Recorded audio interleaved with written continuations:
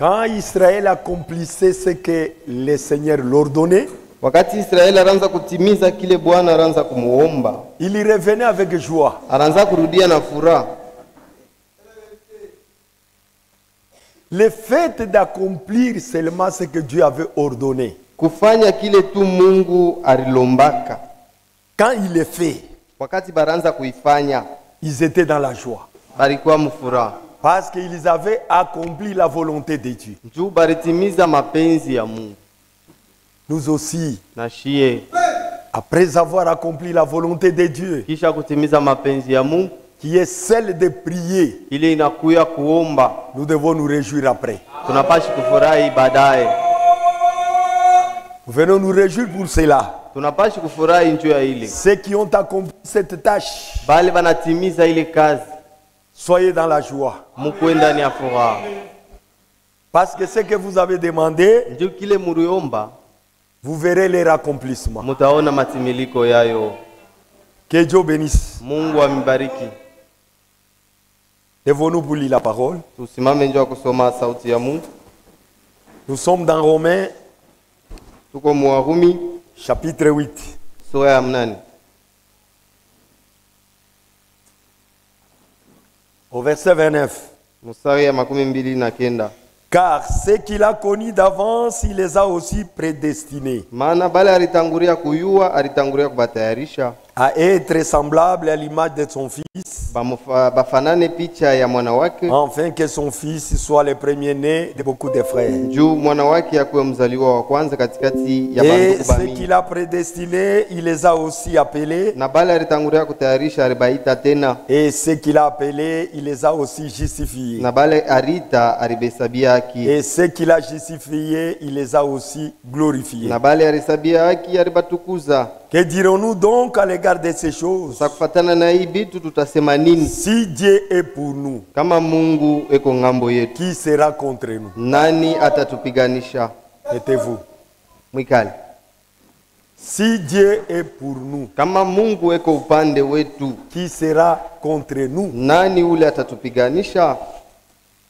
Il faut la foi Mnapashi kuwa na imani pour être sûr juu ya kuwa na hakika que Dieu est pour toi. ya kusema Mungu eko ngambo yako. Et quand tu es sûr que Dieu est pour toi, Na wakati uko na hakika ya kusema Mungu eko ngambo yako, alors personne ne peut être contre toi. pale muntu atamwa ashezi kukupigania. Parce que Dieu a dit, Juu Mungu alisema vos ennemis seront mes ennemis. en bas. badui benu batakuwa badui bangu. C'est une assurance dans les choses de Dieu. Ni matumaini mu mambo ya Mungu. Voyez que Dieu nous protège. Mnaona kusema Mungu unatukinga. Le salut sur lequel on prêche Okovu pale beko na ubiri doit être une réalité dans chacun de nous. inapashi kuwa mambo ya byakweli mukila mmoja wetu. Ce n'est pas le temps d'avoir des imaginations seulement. Haina wakati ya kwanza kujiwazia wazia tu. Ne soyez pas en mouvement. Mushikwe tu mukivukutu Ne ya soyez bantu. pas un suiveur. Mushikwe kumukongo wa bantu muku nafuata. Chacun doit être sûr de son salut. Kila muntu anapashi kuwa hakika na okovu yake. Soyez sûr que vous êtes sauvés. Mukwe na hakika kusema musha Parce que le kukolewa. salut lui-même, c'est une réalité divine. Njuu okovu ni ukweli ya kimungu. Et vous devez l'obtenir. Na munapashi kuipokea. Parce que Dieu l'a déjà préparé pour toi. Njuu Mungu anesha kuitayarisha zamani njuu yako. Lui-même l'a fait. Ye mwenyewe alifanya Sans le conseil d'une autre personne. bila muntu amshaurie. Il a pris lui-même la décision de nous sauver. Ye mwenyewe alibeba mpango atuokoe Et il a conçu le salut na alitunga okovu qui est un don gratuit. ile inakuwa tu zawadi ya bule Et il a donné na anetupatia comme cadeau d'amour. ile inakuwa sa zawadi ya mapendo. Amen. Et vous devez croire ça. Na mnapashi kuamini ile. Si vous ne croyez pas, Kama muamini, vous faites de Dieu menteur. ukuna mfanya Mungu anakuwa mlanda bongo. C'est lui qui ne croit pas ce que Dieu a dit. Ule ashamini kile Mungu anasema. Il est en train de dire que Dieu était menteur. Eko nasema Mungu ni mlanda bongo.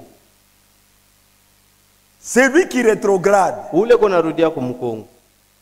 Il est en train de dire que Dieu ment.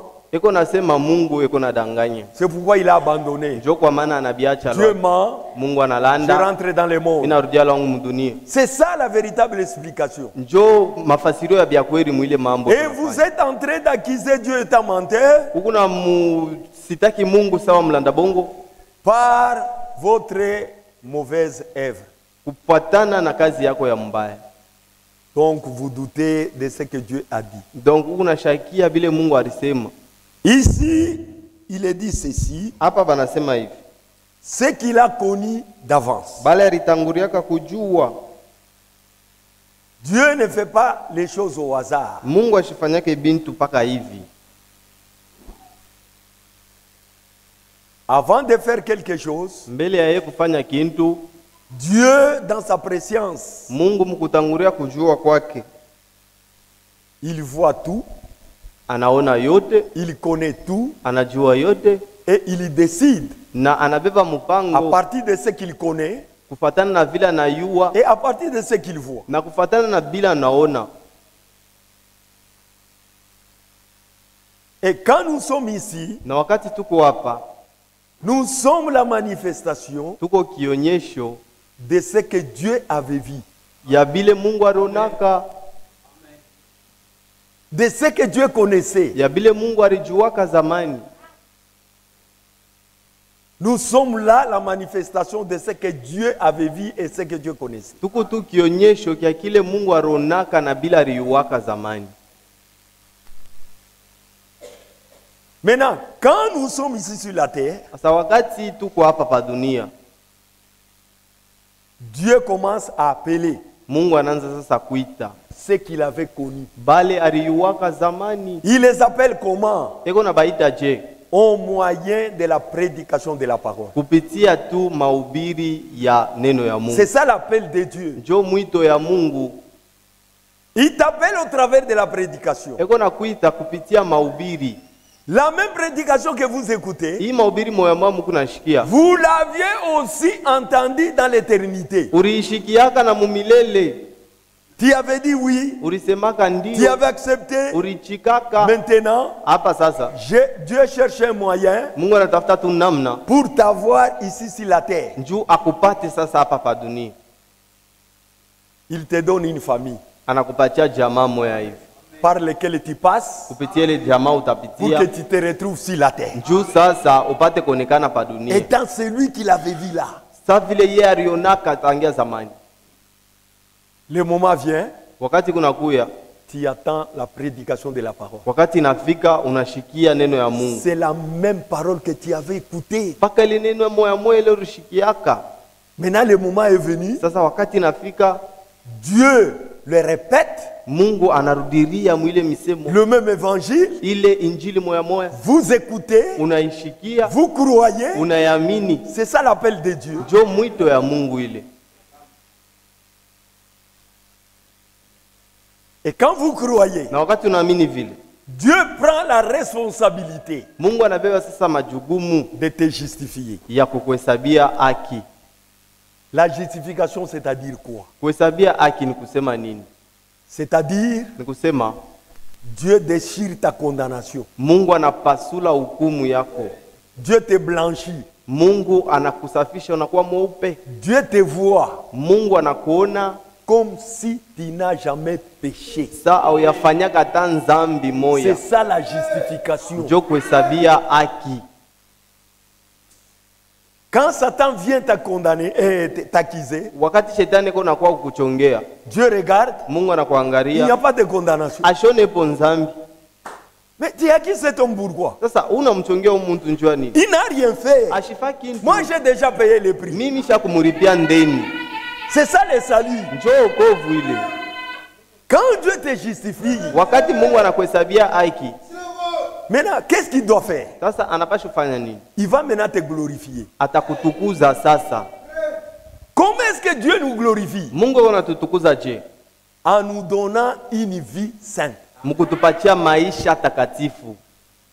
Nous commençons à vivre sans reproche. Tunaanza kuishi pasho kemeo. C'est comme ça que Dieu nous glorifie. Njo mwile namna Mungu yuko Et vous natutukuza. commencez à marcher, Na unaanza utembea, on dit réellement, bananza sema bya Dieu est kweli. grand. Mungu ni munene. Cette sœur-là, Huyu dada huyu, ce frère-là, huyu ndugu huyu, vraiment Dieu travaille. Mungu yuko natumika vya À kweli. partir de toi, Kupitia weye, les gens commencent à recevoir un témoignage. bantu banazopokea ushuda. C'est ça la glorification de Dieu. Njo kutukuzwa kwa Dieu est en Mungu. train de glorifier Mungu yuko na dans ta kutukuza famille, mujama au yako, travail, mukazi, dans l'église, kukanisa, partout où tu es. fashi yote Dieu kunenda. te glorifie. Mungu yuko na Il est en kutukuza. train de t'élever. Mungu yuko na kunyanyua. C'est ce qu'il fait dans son programme. Njo kile kunafanya muoroza yake. Maintenant, Sasa que chacun expérimente cela. kila muntu aonje ile mambo. Soyez sûrs Mukwe tu sur mwe benyewe que Dieu m'a sauvé. ya kusema Mungu ananiokoa. Soyez sûrs Mukwe na que hakika Dieu m'a appelé. ya kusema Mungu alinita. Tous ceux qui sont sûrs Bale bote beko na hakika par une expérience, kupitia tu onjo, ils ne peuvent jamais abandonner. abezi kuachiria kamwe. Parce qu'ils connaissent Njuba na yuwa celui qui les a appelés. ula ribaita ni nani. Ils connaissent Banayua, sa puissance. banayua nguvu yake. Ils connaissent Banayua ses bienfaits. vizuri byake. Parce qu'ils vivent une réalité. Njubeko naishi mambo ya vya kweli. Ils peuvent vous dire que Dieu existe. Banaweza kukuonesha kwa hakika se Mungu eko wako. Si toi tu doutes, Kama wewe kuna mais shakia, moi, mimi naamini je asema crois que Dieu existe. Mungu eko wako. Cet homme-là, Ule muntu wa vile il est dit par expérience. eko naisema kupitia onjo ile ashakufanya. C'est là où Paul disait, Njo pale Paulo eko nasema qu'est-ce qui peut me séparer de l'amour de Christ? ni nini tenitenga na mapendo ya Kristo? Il n'y a rien. Hakuna kintu hata kimoja. Parce qu'il était sûr de celui qui l'a sauvé. Njoo alikuwa na hakika ya ule muntu alimokoaka. Et il dit dans Philippiens, Na anasema mwa Filipo hivi, les choses qui étaient pour moi un gain, bintu bile bilikuwa faida kwangu, je les regarde comme de la boue. niko nabiona hapa sasa sa matope potopoto. Frère, Ndugu, personne ne peut déclarer cela hakuna muntu wala anaweza kusema vile si Christ n'est pas réellement en lui. kama Kristo bya kweli ashina ndani yake. Philippiens chapitre 3, Kwa Filipo sura ya 3 verset 7. mstari ya 7. Mais ces choses qui étaient pour moi des gains, Hivi bintu bilikuya faida kwangu. alianza kuonea musana mubile vitu alianza kufanya. Donc c'était un gain dans ce qu'il était en train de faire. Il y avait beaucoup d'intérêt dans ce qu'il faisait. Murikuya mafaida mingi mubile alianza kufanya. Dans l'escroquerie, il y avait de l'avantage. Mukuibia alianza kupatia amo. Dans les mensonges, il y avait de l'avantage. Mukulanda kwake alianza kupatia amo. Dans son orgueil, il y avait toujours de l'avantage. Mujeuri yake alianza paka kupatia amo. Et il était connu. Na alijulikana vile. Il était témoigné. Barimshuhudia fashi yote. Il était envié. Baranza kumtamania. Il était devenu un homme d'honneur. Alikuwa muntu wa heshima. Tout le monde parlait de lui. Bantu bote baranza kusemea njuu yake. Saul. Saulo. Est-ce que vous connaissez Saul? Eti unamuyua Saulo we. Ce grand universitaire Huyu muntu alifunda ma universite. de l'école de Gamaliel. Huyu wa masomo ya Ce grand Gamaliel. théologien. Huyu teolojia mkubwa. Est-ce que vous avez entendu ce qu'il a fait? Eti murisikia bila alifanya Il gagnait de l'argent. aranza kuwinda makuta. On lui donnait des biens. Baranza mpatia mafeza bintu À cause de tout ce qu'il était. juu ya kile tu alikuyaka. Mais sans Dieu. Kwa lakini pasho Mungu. Il imaginait avoir Dieu. Aranza kuwazia se eko na Mungu. Mais il ne l'avait pas. Kwa lakini ashuku yake na Mungu. Il était sincère dans ce qu'il faisait. Alikuwa waziwazi mubintu aranza kufanya. Mais dans les choses fausses. Kwa lakini mubintu bya bongo. Les gens sont sincères, mais dans la fausseté. Bantu beko na uhakika me mubintu bya bongo. Regardez les catholiques. Mwangalie bantu ya Ils sont Katolika. sincères. Beko na uhakika Quand mbele ils beko na s'agenouillent fanya. devant la statue. Wakati banapika tu magoti mbele Mais ya ils ule sont sanamu. sincères. Beko na uhakika yabo. Toi, tu ne peux pas lui dire que cette statue n'est pas à Marie. Hawezi kumwambia sema huyu sanamu haina Maria. Tu ne peux pas lui dire que Marie n'est pas la mère de Jésus. Hawezi kumwambia sema Maria haina mama wa Yesu. Lui est sincère. Yeye iko na uhakika iko shua. Mais c'est une fausse chose. Kwa lakini mubintu bya bongo Il fait les choses sincères, mais dans les faux. iko nafanya bintu na nguvu yake yote C'est ce bya que bongo. Paul était. Njo kile Paulo alikuyaka. Il lapidait les gens. Aranza kupika bantu maibwe. Il fouettait les gens. Aranza kupikisha bantu fimbo. Il les a arrêtés, les emmenait à la prison. Aranza kubamba bantu kubapeleka Il fermait mgereza. les synagogues. Aranza kufunga masinagogi. Croyait servir le Seigneur. Aranza kuwazia asema njoo kumtumikia Bwana. Mais il était dans les faux. Kwa lakini alikuwa mbia bongo. Les jours Shiku où il s'est retrouvé avec Christ lui-même, shiku ile alikutanaka na Kristo yeye il mwenyewe. lui a dit, Paul, Anamuonesha Paulo. Saul, Saulo. pourquoi me persécutes-tu? Jua nini huku nenitesa? Qui es-tu, Seigneur? Huku nani Bwana? Je suis Jésus que tu persécutes. Niko Yesu. Ule huku nateswa. Que voulez-vous que je fasse? Unapenda nifanye nini? Va dans la ville. Wende mumuji. Tu trouveras un homme Utakuta muntu appelé mmoja. Ananias. Jina yake ni Anania. Dans la rue appelée Labal. Njia ile naita Labani. Il te dira ce que tu dois faire. Atakuonesha bila utafanya. Quand on lui a dit ce qu'il devait faire, Wakati walimuonesha bila alipasha kufanya, Paul a été baptisé. Paulo Du alibatiziwa. vrai baptême. Batizo ya vya Au kweli nom du Seigneur Jésus-Christ. mujina la Yesu Kristo. Il a changé le langage. Na anabadilisha na msemeo. Quand il venait Wakati anaanza kuya pour apporter maintenant la vérité, njuu ya kuleta sasa ukweli, les gens fuyaient. bantu banaanza kukimbia. Mungu nenda usiana Paul. Ate mibamba. Vous allez écouter Ate Paul. mpiga mvimbo. Il va vous arrêter. Mais vous abakuiwa faire fouetter. sema nesha kubadilika. Mais il ne savait pas qu'il avait été changé. Il fallait beaucoup de temps Ilibidi mashiku ya mingi ipite pour que bantu waanze kumkaribia. pour que les gens commencent à s'approcher de lui. Jo anaanza kusema mambo yake. C'est alors qu'il commence maintenant à raconter ce qu'il était. Ces choses qui étaient pour moi des gains, Hivi bintu bilikuyaka faida mapato je les kwangu. regardais comme une perte. Niko na biangalia sa kupoteza. Perte, frère. Kupoteza ndugu. Muntu ula anapokea Kristo bya kweli. Un homme qui reçoit Christ réellement en lui, Ataona hata kazi yake il yenyewe. verra même son travail. Kama inaanza kuua maendeleo ya Mungu, Si cela commence à tuer les intérêts de Dieu, c'est une perte. inakuwa ni kupoteza kwake. C'est une perte. Kwake yeye inakuwa ni kupoteza. On doit arriver Tunapaswa à kufika comprendre mkipimo que ya kuelewa kusema nous, on ne vit pas notre volonté. shie atukalake tu kunaishi mapenzi yetu. Non, Hapana. on doit vivre la volonté de Dieu. Tunapaswa kuishi mapenzi ya Mungu. Ce qui est établi ici comme programme, Hii banaweka hapa sawa oroza. c'est la volonté de Dieu. Jo mapenzi ya Mungu. Si vous négligez cela, Kama unaizarau, ça prouve que même le salut, tu ne l'as pas. iko na kuonesha kusema na yenyewe wokovu hauna nayo. Qu'est-ce qui poussait David à dire, Ni nini msukuma Daudi aseme je suis dans la joie niko ndani ya furaha, niko na quand furahi on me dit d'aller dans la maison de l'Éternel. wakati tu bakinyambie twende mnyumba ya milele. Ni nini David alivumbulaka? Qu'est-ce qu'il avait découvert? Amujiuliza ke kombele. Vous ne vous posez pas la question sur ça. Mfalme. Un roi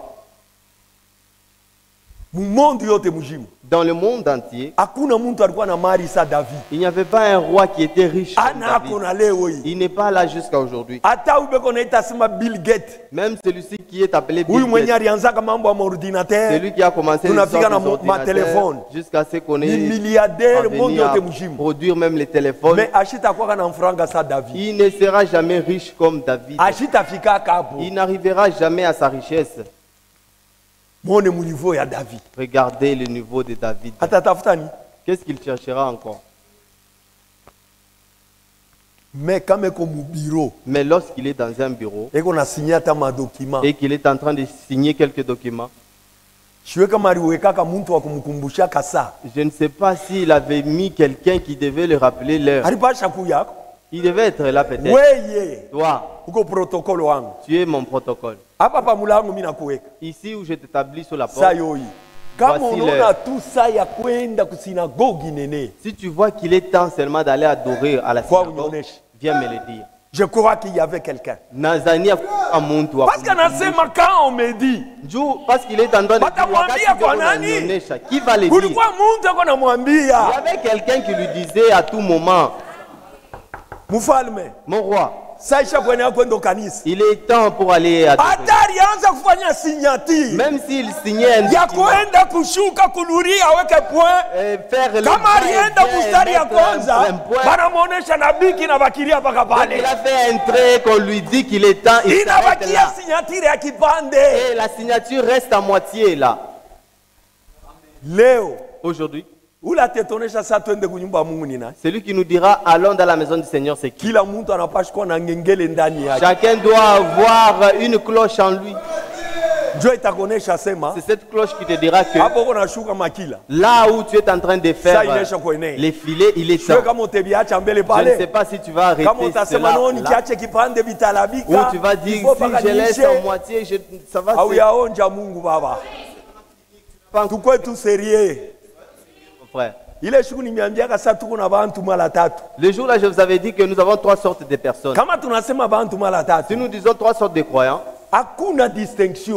il n'y a pas de distinction. Na shi tuko na mihubiri. Même nous qui Na vous bale prêchons, banekala kule. même ceux-là qui Na sont même assis là-bas, komule. même vous qui Bale êtes bantu assis tatu là-bas, beko hako. tous ces trois sortes de croyants sont là. Bakuamini kweli Il y a le véritable na croyant, bakipande les soi-disant na croyants wengine ni bakutokuamini. et les incrédules. On doit tirer attention. Nous devons faire attention. On doit tellement tirer attention. Tukebe ange banduku, Je suis dans la joie. niko mfuraha. Quand on me dit allez dans la maison de Niko l'Éternel. nafurahi kama tu bananiambia twende mnyumba ya Bwana. Kama hata mtu anakuambia, Si un homme venait te dire ça, "Frère, tunaenda kwa tunaenda kanisa." mon frère, allons à l'église, il est temps. Mtangulie mimi yule niko nakuya. Non, précédez, je vous suis. Sengine nakuya kwenye sitakuya. Et d'ailleurs, il ne peut même pas venir. Chitukuye ko sa David. Soyons comme David. Tukuye ko sa David. Soyons comme David. Ndio bantu wale walitupatia sa mfano. Ce sont les gens qu'on nous a donnés comme exemple. A tout imiter Caïn. On ne peut pas imiter Caïn. A tout imiter Corée. On ne peut pas imiter Corée. Si tuko na imiter bale balifanya bintu vizuri. Nous nous imitons ceux-là qui ont fait de bonnes choses.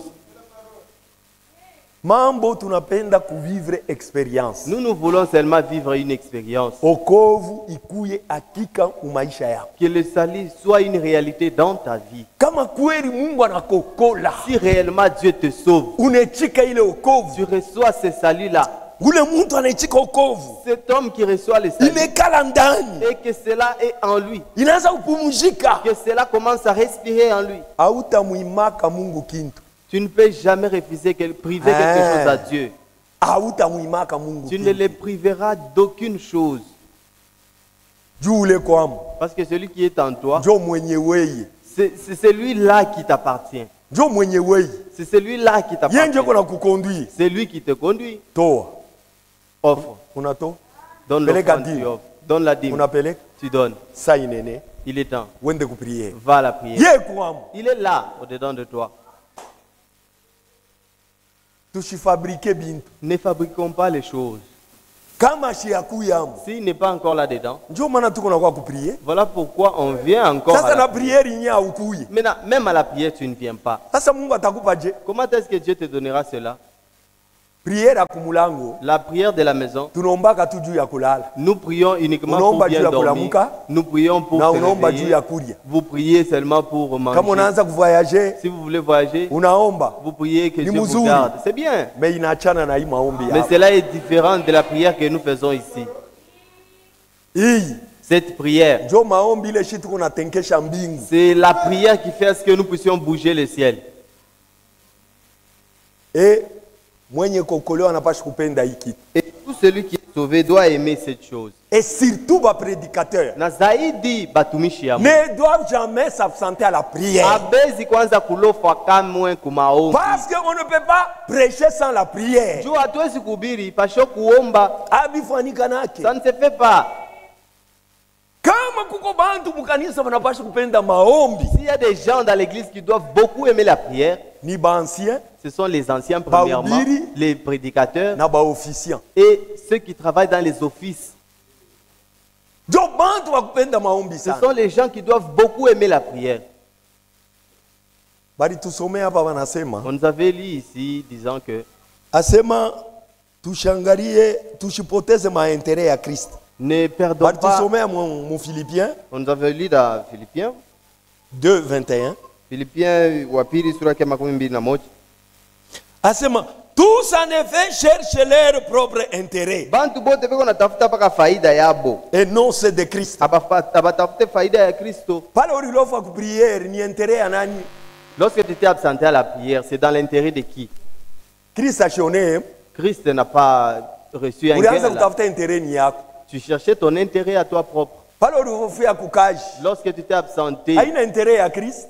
là au travail, ce n'est pas l'intérêt de Christ, c'est ton intérêt à toi. Mais Mungu anasema Mais Dieu dit, tutafute intérêt ya Christ. cherchons l'intérêt de Christ. Mukaji yako wenjo unaone hamu. Dans ton travail, c'est toi-même Mukulofa wenjo ulione hamu. que tu trouves des Mukuya intérêts pour là-bas. retard wenjo ulione En hamu. t'absentant, en Mungu venant en ashone. retard, tu ne trouves que tes intérêts à toi. Dieu ne trouve pas ses intérêts. Sasa tutafute intérêt ya Christ. Maintenant, cherchons l'intérêt de Christ.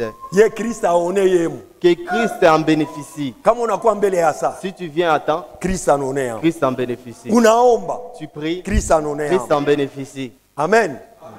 Uko unakuwa kila siku kwa Tu kanisa, viens chaque jour au culte, Christ anaone hamu. Christ en bénéficie. Abantu wanaanza kuleta ushuda. Et les gens commenceront à donner les témoignages.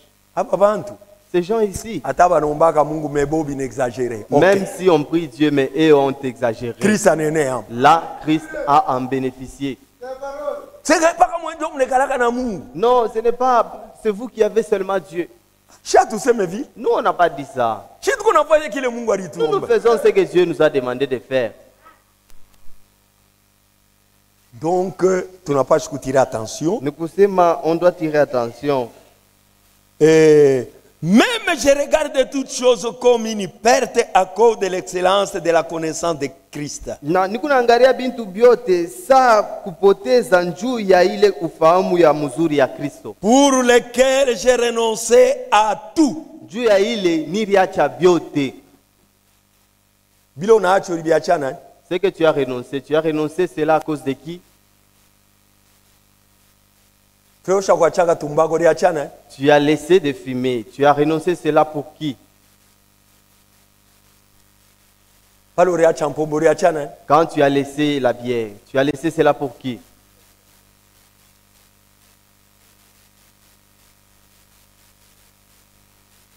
Bamingi baliacha mpombe juu ilianza kuwafanya bubumbafu. Beaucoup ont laissé la bière parce que cela les rendait vraiment humiliants. Kama anakunywa anaanza fujo. Lorsqu'il boit, il s'enivre. Il Kama commence à faire shikunywa du eko tout trouble. bien. S'il ne boit pas, il est tranquille, il est calme. Ah, hivi Ah, comme Inaanza ça, kuleta iPhone ibiache. ça commence à m'humilier Ah, devant upachie les Christ. gens. Je dois abandonner ça. Tu n'as pas abandonné pour Christ. Uliacha juu ya haya. Tu as abandonné à cause de la honte. Mais kama ni Christ uliachia. Mais si c'est à cause de Christ que tu as laissé la bière, Unaacha bintu byote. tu as tout laissé. Bwishi. Le vol, Busharati. l'adultère, Buzaifu. le manquement. Unaacha Et tu manques tout. juu ya Christ. Tu laisses tout pour Christ. Christ atone hamu. Christ va en bénéficier. Atone hamu. Il va en bénéficier. Pale palikuwa kiwo ya mpombe, Là où il y avait la soif de la bière, ya bwishi, là où il y avait la ya soif busharati, de l'alcool, du vol, patakuwa de kiu ya l'adultère, sauti ya Mungu. il y aura la soif de la parole de Dieu. Christ anone hamu. Et là, Christ a en bénéficié. Na kama unakuwa na ile ufahamu, Et si tu as cette connaissance, asema ndio maana niliacha il byote a dit voilà pourquoi j'ai tout abandonné. juu ya ufahamu ya Kristo. À cause de la connaissance de Christ. Je le regarde comme de la boue Nikunaviona sa matope. afin de gagner Christ. Juu ya kumuina Kristo. Hauwezi kuganye Kristo kama hauna perdant mu monde. Vous ne pouvez gagner Christ si vous n'êtes pas perdant dans le monde. Yeye anasema je le regarde comme une perte. Il dit ici que niliviona sa kupotesha. Mambo ya Mungu Dans l'affaire de Dieu, ni qui perd gagne. ni ule anapotesha anawina kintu fulani. Tulianza kucheza kadamu ya kusema qui perd gagne. Nous jouons autrefois les dames de dire qui perd gagne. C'est que tuko nacheza C'est-à-dire quand nous jouons, niko nakupatia mapio yangu wewe uikuli. je te donne mes pions afin Kama que toi, unaikuli tu unaisha puisses yote. gagner tout cela. Si tu gagnais tous ces pions, Mimi nakuwini. là je te gagne. Ndio qui perd gagne. C'est ça les qui perd gagne. Ndani ya Christ. En Christ, Nous perdons dans le monde, tunapotesha byote mu dunia nous gagnons en Christ. na tunawina ndani ya Kristo. Mais pas ouais pour gagner ndani ya Mais Christ. pour gagner en Christ, On a mbele bile bintu sani bya bule. tu dois constater toutes ces choses comme une Kupitia perte hii ufahamu ngona ya Yesu. au travers la connaissance que tu as reçue de Christ. Tuko chunga frère. Nous attendons les frères. Pourquoi parler? Bon. Tafika. Il était au niveau des arrêts, il viendra bientôt là. Anendelevi. Il continue. Et d'être trouvé en lui, Na kujikuta ndani yake, non avec ma justice, hapana na uwaki yangu celle qui vient de la loi, ile inatokea kusheria, mais avec celle qui s'obtient par la foi kwa en lakini na Jésus-Christ. uwaki ile iku natoka kuimani ndani ya Kristo. La justice qui vient par Dieu, par la foi. Uwaki ile kunatokea kwa Mungu kupitia imani. Bible inasema La Bible dit, Mungu alisabiwa Abrahamu waki Dieu a justifié Abraham kunjia ya imani, au travers la foi, haina kunjia ya matendo. pas au moyen des œuvres. Ndio ile banasema C'est ce qu'on dit que atokolewe kunjia ya nous matendo. ne sommes pas sauvés par les œuvres. Ushirumie muntu juu okolewe. Ne pardonne pas quelqu'un afin que tu sois sauvé. Hapana kuomba sana juu okolewe. Ne priez pas beaucoup afin que vous soyez sauvés. Hapana kuvisite ba maladi juu okolewe. Ne visitez pas les malades afin que vous soyez Ndio ile sauvés. banaita matendo ya sheria. C'est ce qui est appelé les œuvres de la loi. Haita kokola. Cela ne vous sauvera pas. Okovu yetu Notre salut, tuliokolewa kunjia ya imani. nous sommes sauvés par la foi. Mungu anaisha kutokoa, Dieu nous a déjà sauvés. we unechika Et toi, tu as accepté ce unaokolewa salut. Tu es sauvé bila kufanya kitu hata sans kimoja. rien faire. Haleluya. Ndio iba nasema C'est ce qu'on dit que uwaki kunapatikana kunjia ya imani. la justice se retrouve au moyen de la foi. Sasa kuko bantu bobe kunafanya mambo Maintenant, il y a certains qui font des choses juu Mungu ebokole. afin que le Seigneur les sauve. Uko muretard. Non, tu es en retard. Mon Okovu frère. yosha kufanikana. Le salut c'est déjà accompli. Kama leo Si aujourd'hui, tuko narumiana, nous continuons à Tuko pardonner, napendana. nous continuons à aimer, tuko nasameana, nous continuons à pardonner tuko nafanishana vizuri, et nous nous faisons des tuko biens. navisite bantu, Nous nous visitons Na ba malari. mutuellement, même ceux-là qui sont Ni juu ya malades. nini? Pourquoi? ni alama ya kuonesha sema wokovu iko ndani yetu. C'est un signe qui montre que nous avons reçu le salut. Juu hakuna imani yasho matendo. Car il n'y a pas une foi sans les œuvres. Imani njo inaanza kutenda ile kitu. C'est la foi en nous qui produit ces Mais œuvres. aufanye vile juu Mungu akokole. Mais vous ne faites pas cela afin que vous Mungu soyez. anaisha deja kukokola. Dieu t'a déjà sauvé il y a longtemps. Sasa ile uko nafanya, Sasa que tu fais? uko naonesha ke mimi nampenda Mungu. Tu montres tout simplement que tu aimes Dieu. Ndio banasema Voilà pourquoi on dit imani yasho matendo ni ya la kufua. foi sans les œuvres, c'est une foi morte. Ile matendo haina wokovu. Les œuvres là ne sont pas les saluts. Wokovu ni wokovu, Les saluts restent les saluts. matendo ni Les matendo. œuvres restent les Mungu œuvres. etubariki sana. Et Dieu nous bénisse beaucoup. Ainsi, Yves, je connaîtrai Christ et la puissance de sa résurrection tayua Kristo na uwezo ya ufufuko et la communion de ses souffrances en devenant conforme à lui dans sa mort pour parvenir na ushiriki ya mateso yake mkumfuanana ye kupitia lufu njoo ya kuya.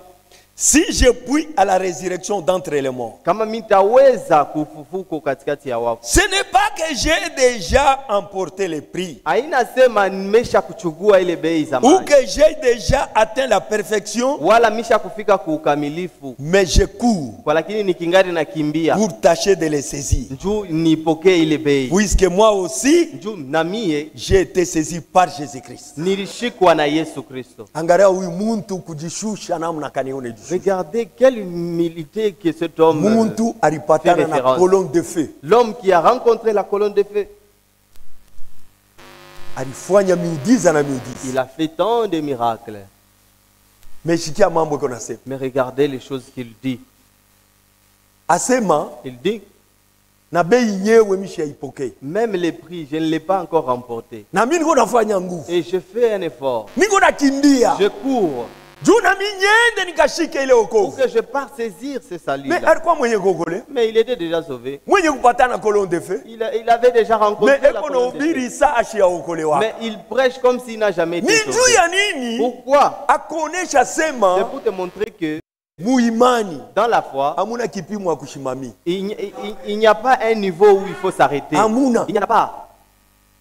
hata uko wa zamani, Même si tu es un ancien Endelea. croyant, continuez, endelea, persévérer.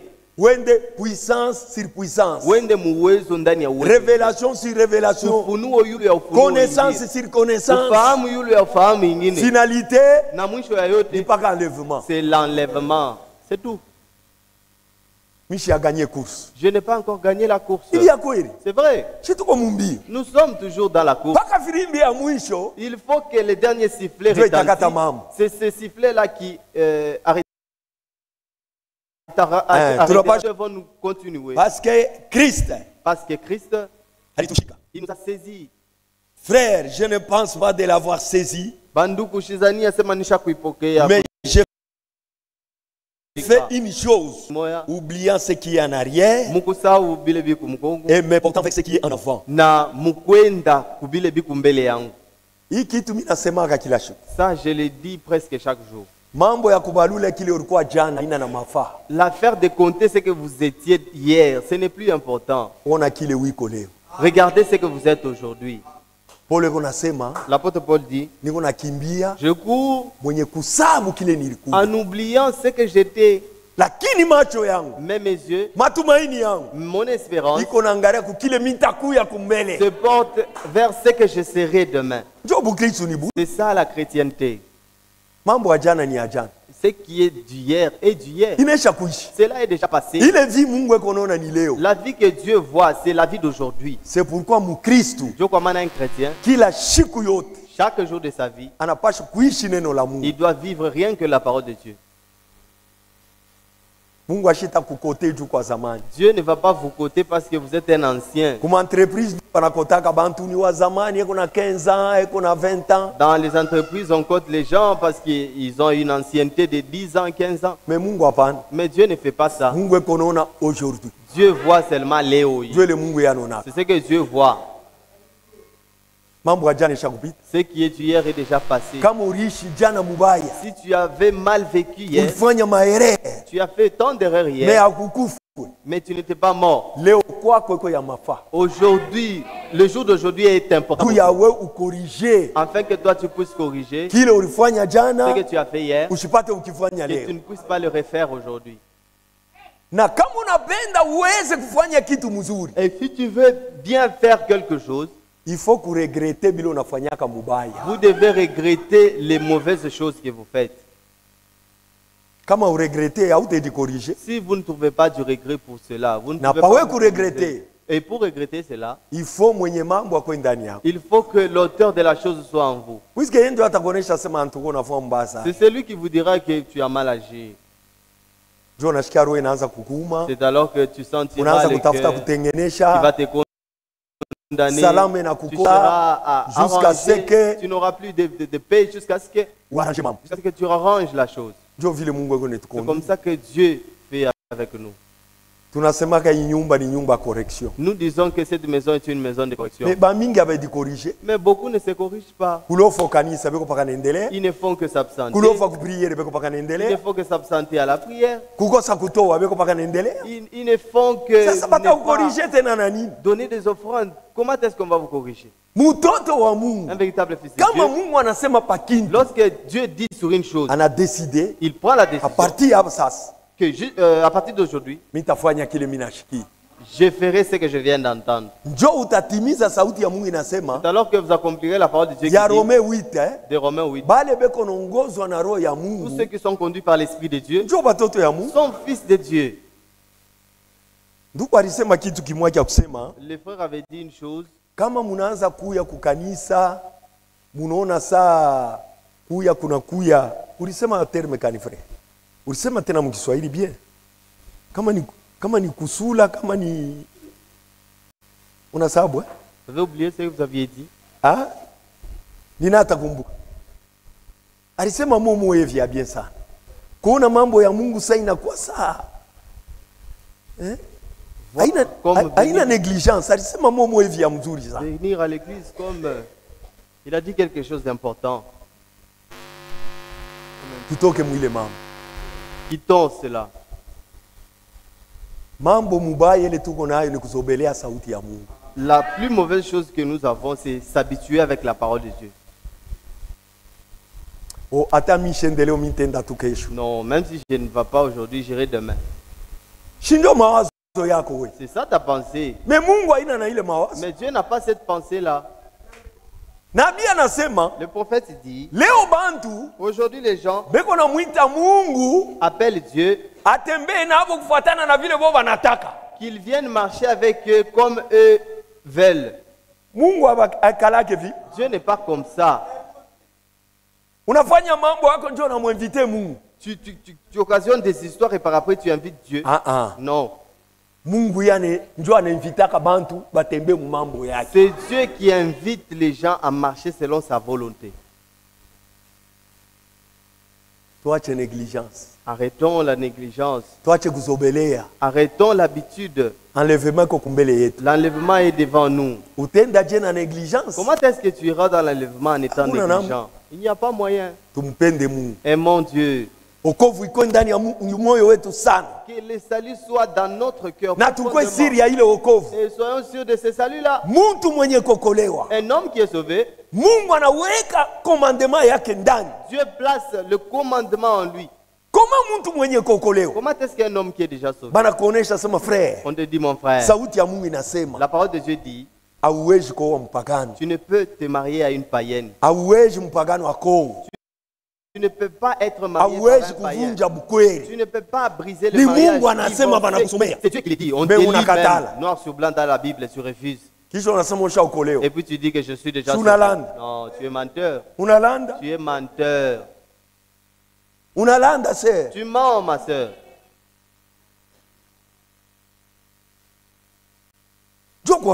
Voilà pourquoi. Vérifions-nous nous-mêmes. Faisons un inventaire. Est-ce que réellement sommes-nous sauvés? N'est-ce pas, on nous prêche la parole de Dieu ici? Que chacun puisse se mesurer sur le kilo. Qu'il voit est-ce que son poids est penché sur le monde ou à Christ. Lisons un peu dans 1 Jean.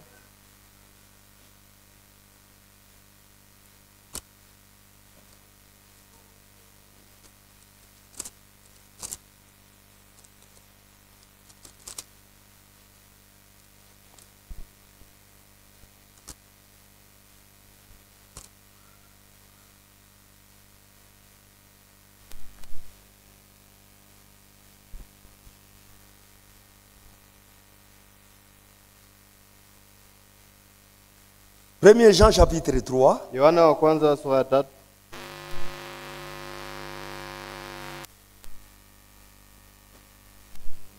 Verset 20. Mstari ya 12. Car si notre cœur ne nous condamne, pardon, si notre cœur nous condamne, kwa maana kama moyo wetu iko na tuhukumu, Dieu est plus grand que notre cœur. Mungu anashindia na moyo wetu. Il connaît toutes choses. Anajua mambo yote. Frère Branham anasema dit ndani ya roho ya muntu, dans le cœur de l'homme, muko kiti ya hukumu. Il y a un trône de jugement. Ila ikosake ndani ya muntu. Ça ne manque jamais dans un homme. Ikwe mupagano. Que ce soit un païen. Ikwe wa kuamini. Que ce soit un croyant. Ile trône ya jugement iko ndani. Le trône de jugement est en lui. Kazi yayo ni nini? C'est quoi le rôle du trône de jugement? Ni kama unafanya mambo mubaya. Son rôle est que lorsque tu fais une mauvaise chose, unaanza kushikia hukumu Mungu. Lorsque tu agis mal, tu entends une condamnation. Semblant. Même si tu fais semblant. Même si les gens ne voient pas ce que tu viens de faire. Mais dans ton cœur, on commence à te condamner. On te dit tu as mal fait, tu as mal fait, tu as mal agi. Ton cœur commence à te condamner seulement. Maintenant, lorsque le cœur te condamne, ton cœur te condamne. Sache que Dieu est plus grand que ton cœur. Lui peut te condamner 2 fois plus que ton cœur. Maintenant, si le cœur ne te condamne pas, sur ce que tu fais, la Bible dit, tu as une assurance devant Dieu. C'est ce que les Écritures disent. Quoi que ce soit que nous demandions, pardon, 21. Bien-aimés, si notre cœur ne nous condamne pas, nous avons de l'assurance devant Dieu. Verset 23. Et c'est ici son commandement que nous croyons au nom de son Fils Jésus-Christ. Et que nous nous aimons les uns les autres. Le commandement qu'il nous a donné, c'est lui qui garde ses commandements, demeure en Dieu et Dieu en lui. Et nous connaissons qu'il demeure en nous par l'esprit qu'il nous a donné. Preuve ya kusema Mungu eko ndani yako. Pour te dire que Dieu est en toi, c'est au travers l'esprit qu'il met en toi. L'esprit qu'il met en toi, c'est son esprit à lui. Pourquoi? Pour que cela te conduise. C'est ce qu'on nous a lu dans Ézéchiel 36.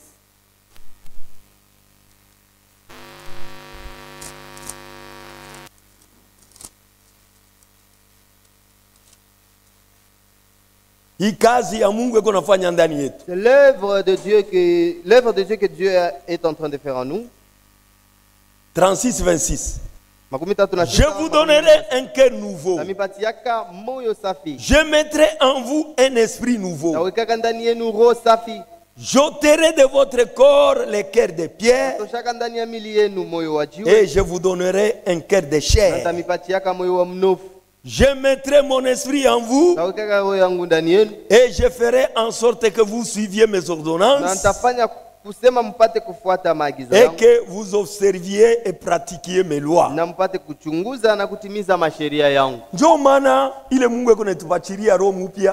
Voilà, c'est ça la raison pour laquelle Dieu nous donne un esprit nouveau. Voilà la raison pour laquelle Dieu nous donne un cœur nouveau. C'est pour que nous puissions pratiquer ses ordonnances. Maintenant, comment les fera-t-il? Car il a dit, je vous donnerai. J'ôterai. Il n'y a qu'une seule voie que Dieu a placée afin que Dieu te donne un esprit nouveau et qu'il ôte un cœur de pierre. C'est uniquement par la voie de la prédication de la croix. Le frère Branham dit, la nouvelle naissance au travers de la croix vient par la croix. Car au moment où Moïse, il y avait une affaire qui s'était passée dans les Jean chapitre 3. Un problème qui était arrivé. Il y avait beaucoup de problèmes. Israël a commencé à mourir. Les gens ont commencé à pleurer. Ils sont allés à Moïse. Et lui disent, que ferons-nous? Nous sommes morts.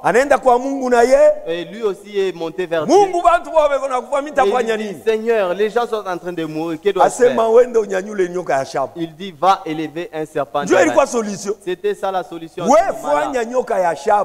établir, élève un serpent d'airain. Mais les serpents d'airain au poteau. Tout celui qui sera maudit, malgré sa distance, parce que les serpents étaient partout là, Dieu les a créés, les a appelés à l'existence pour qu'ils mordent tout ce qui était péché, tout ce qui se révoltait contre la loi de Dieu. Partout où vous alliez, le serpent était là. Que ce soit à la rivière, aller chercher du bois, à la toilette, partout il y avait des serpents. Et ça mordait des gens. Et quand il était mort, tu meurs en peu de minutes. Maintenant la solution était quoi? Élever les serpents d'airain. Et Dieu savait pourquoi. Aux yeux de quelques-uns, ça pouvait paraître comme une folie. Mais c'était la guérison pour les gens.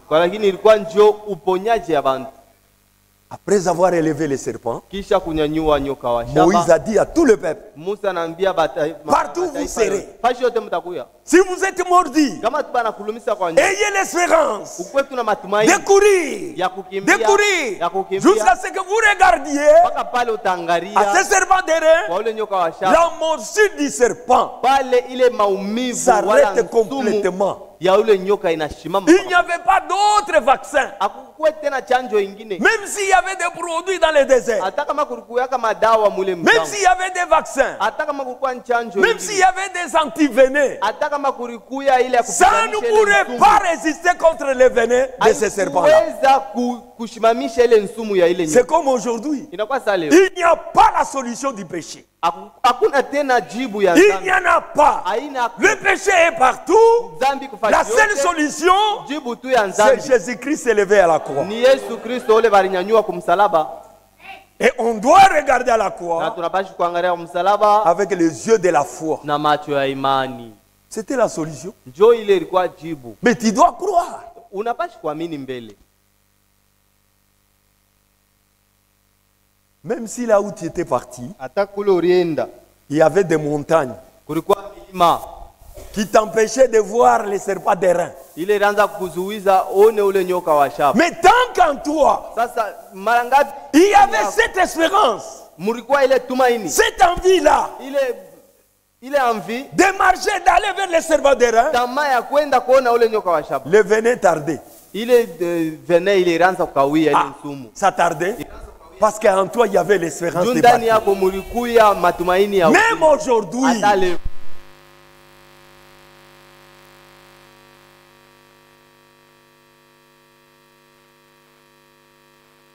Assurance. comme ile namna tunapenda C'est kutembea. de cette manière que nous voulons marcher. Bwana tubariki sana. Que le Seigneur nous bénisse. Tutaita ndugu. Nous appelons les serviteurs.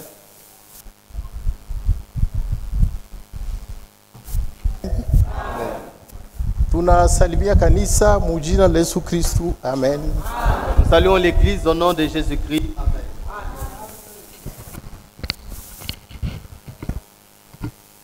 Tunaomba kanisa Nous demandons à l'église de nous supporter à cause du temps. muturumie juu ya wakati. Nous demandons pardon à cause du temps. Amen. Wakati ya vendredi ilinivuruka kidogo. Le temps du vendredi m'avait un peu échappé. Programme ya Programme vendredi. du vendredi. Hii majuma mbili nilikuwa nayo, Pendant toutes ces 2 semaines, j'avais ce programme-là. mais leo juu ya mambo fulani mimi nasahabu kidogo. Mais aujourd'hui, à cause d'un problème qui m'est arrivé, j'ai oublié. Amen. Un petit problème qui est arrivé dans la famille. Kamambo tu kamoya karifika mjamaa, Donc ça m'a fait oublier un peu. inanifanya mimi nasahau orodha. J'ai écrit que c'est le programme de tous les jours. Nikusema ni riwazia sema ni orodha moya moya ya mashiku yote. Et quand le pasteur m'a téléphoné pour me rappeler, Na wakati mchungaji alinita njuu ya kunikumbusha, il ne restait que 30 minutes. kulibakia tu dakika, Il était 15 heures juste. kulikuwa tu ma 15 heures juste. Quand j'étais à l'arrêt, Wakati nilikuya kuare. croyant que pendant ces 30 minutes, je pouvais arriver ici. Niliwazia sema mwile dakika 13 nilipasha kufika deja hapa. Mais malheureusement, en cours de route, il y a un grand embouteillage. Kwa ole munjia mulikuwa embouteillage ya nguvu. Ça a commencé déjà vers 13 heures Ilianza deja mu ma 13 heures ile au embouteillage niveau de Kazembe ici.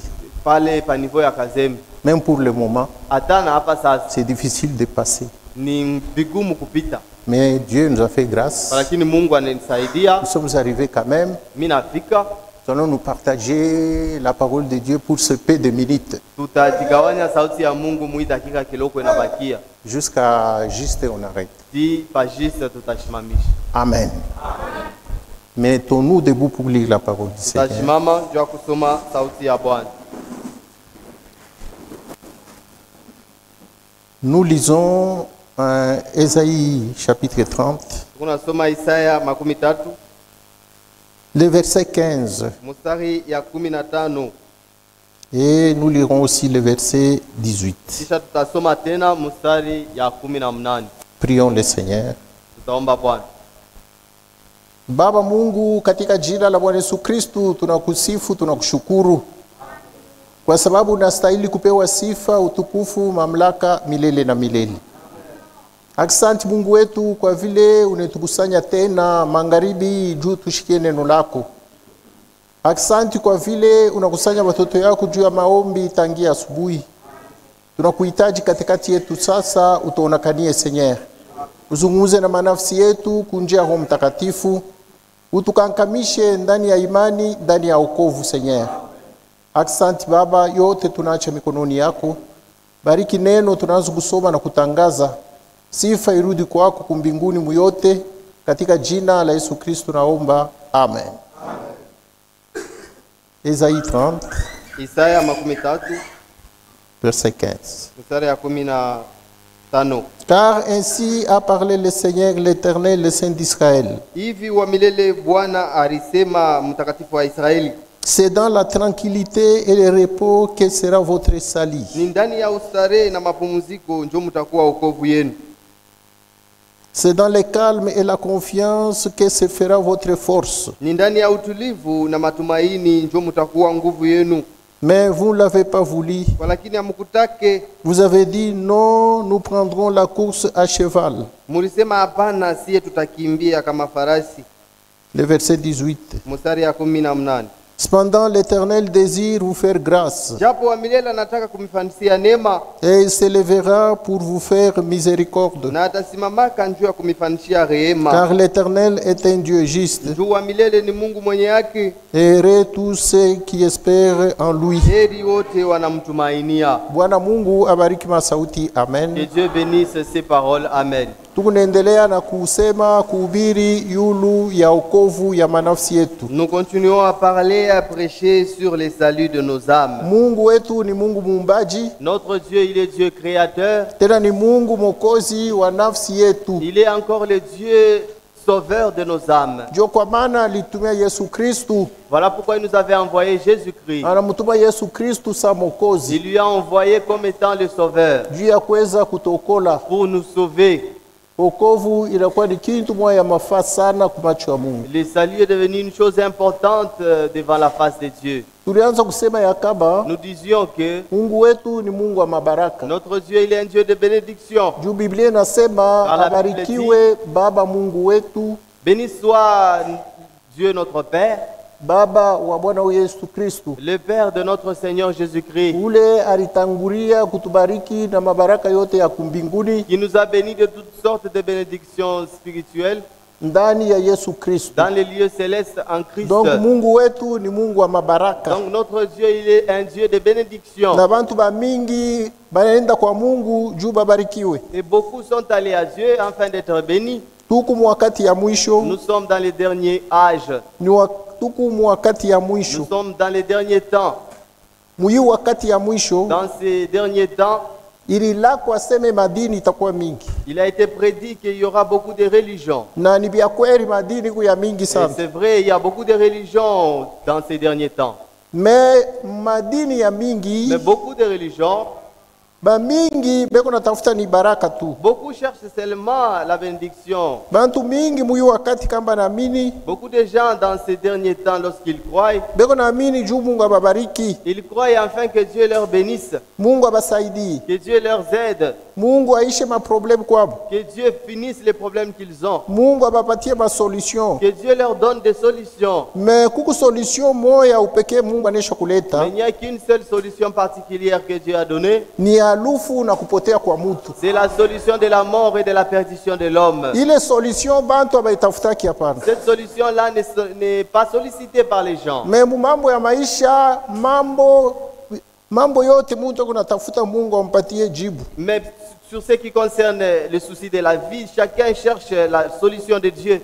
Ndugu bwana banaanza kusema hivi. Le peuple Banam disait ceci. Kama Mungu anakuwa leo. Si Dieu venait aujourd'hui. Anasema niko na mabaraka yote na mazawadi yote ya kukupatia. Et qu'il dit j'ai toutes les bénédictions et tous les dons à te donner. Kama unapenda nikupatie. Si tu veux que je te le donne. Mimi nitakuima mapendo ya Mungu. Je te priverai l'amour divin. Amen. Amen. mabaraka yote toutes les bénédictions que tu voudras, yo iko hapa. ça est là. Mapendo ya Mungu na yo iko hapa. Et voici l'amour divin à mes côtés. Kama unabeba mabaraka yote, mimi nakuima mapendo ya Mungu. Si tu choisissais toutes les bénédictions, je te priverais l'amour divin. Kama unabeba hii mapendo ya Mungu, si tu choisissais l'amour divin, mimi nakuima hii mabaraka yote. Je te priverais toutes les bénédictions. Mimi nitamwambia Mungu aseme unime mabaraka yote. Je répondrai à Dieu, prive-moi de toutes les bénédictions. Unikaburie mapendo ya Mungu. Donne-moi seulement l'amour divin en moi. Juu Mungu ye mwenye ni mapendo. Car Dieu lui-même est amour.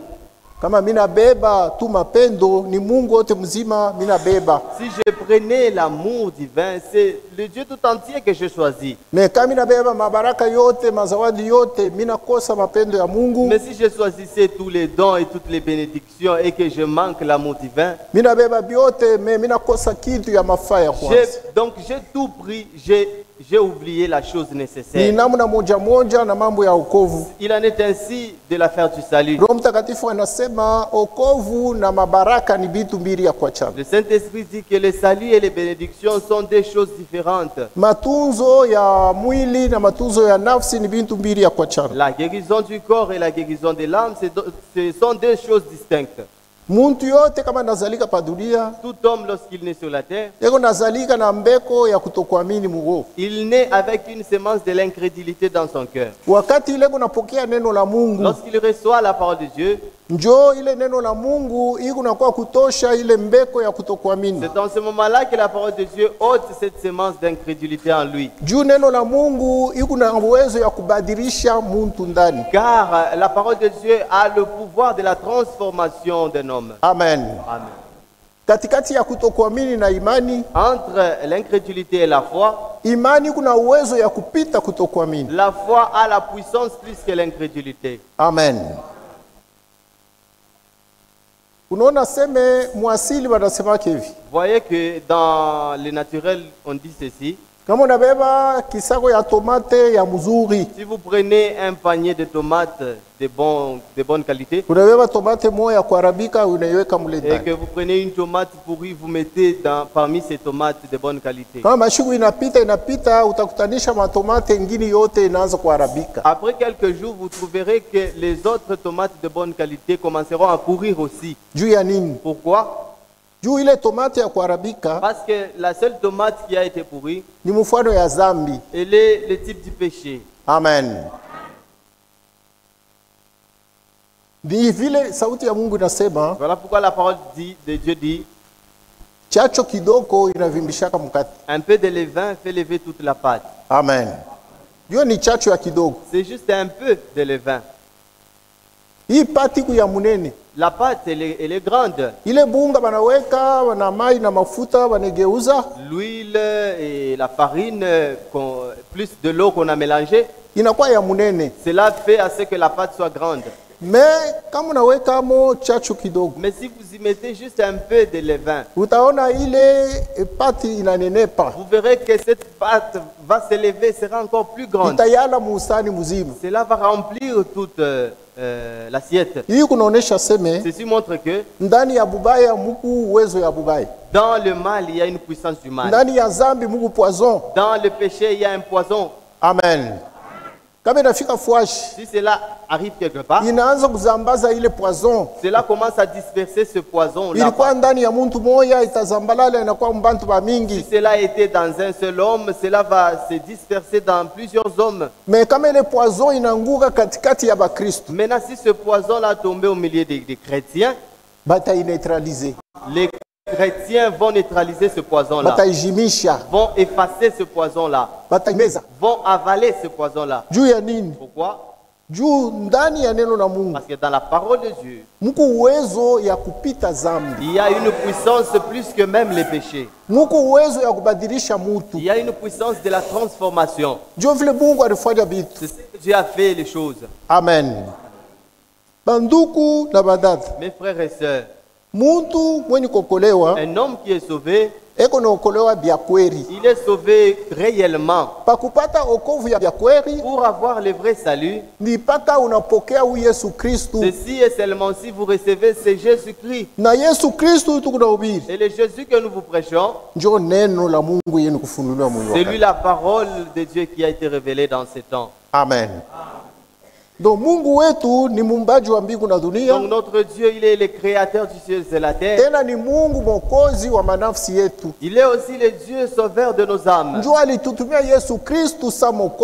C'est lui qui nous a envoyé Jésus-Christ comme étant le sauveur, afin que nous soyons sauvés. Il est difficile de se rencontrer avec Jésus-Christ et qu'il manque de vous donner ce salut. Nous avons lu ici, la Bible nous dit, c'est par la tranquillité et le calme que vous aurez votre salut. C'est au travers le calme et l'espérance que là votre force arrivera. Mais les gens n'ont pas voulu cela. Les gens ont dit non, non, non, nous prendrons la course à cheval. La Bible dit, le cheval consiste ici, il est différent de tous les animaux. Le cheval, il court lui seul. Il aime aller où il veut. S'il y a un animal dans la course qui aime la liberté, c'est ce cheval. C'est Dieu qui a créé les animaux. C'est Dieu qui connaît la nature du cheval. Il dit que j'avais dit que je vous sauverai. Comme il avait dit à Israël. Dites à ceux qui ont les cœurs troublés qu'il n'y ait pas les cœurs troublés. Je viendrai moi-même et je vous sauverai. Ça, c'est dans l'Ancien Testament. Il y a les promesses du monde entier que Dieu avait données. Il a donné cela depuis le jardin d'Éden. Lorsque notre père Adam avait commis un péché. C'est le jour où Dieu avait donné cette promesse du salut. C'est le jour où Dieu avait dit, la sémence de la femme écrasera la tête du serpent. Genèse chapitre 3. Mwanzo sura yake ya 3.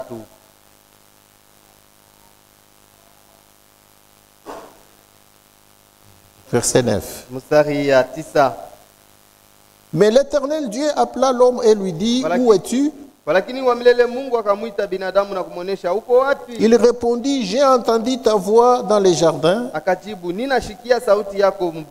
et j'ai eu peur parce que je suis dit et je me suis caché. L'Éternel Dieu dit, qui t'a appris que tu es nu? Est-ce que tu as mangé à l'arbre dont je t'avais défendu de manger? L'homme répondit, la femme que tu as mise à côté de moi m'a donné de l'arbre et j'en ai mangé.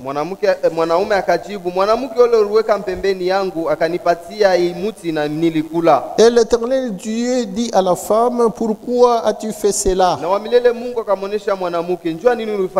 La femme répondit, le serpent m'a séduit, j'en ai mangé. L'Éternel Dieu dit au serpent, puisque tu as fait cela, tu seras maudit entre tous les bétails et entre tous les animaux des champs. Tu marcheras sur ton ventre et tu mangeras de la poussière tous les jours de ta vie. Je mettrai inimitié entre toi et la femme, entre ta postérité et sa postérité. Celle-ci t'écrasera la tête, mais toi tu lui blesseras les talons. Quelle est la femme dont on parle ici? La femme ici, c'est l'Église. Amen. Donc Dieu a mis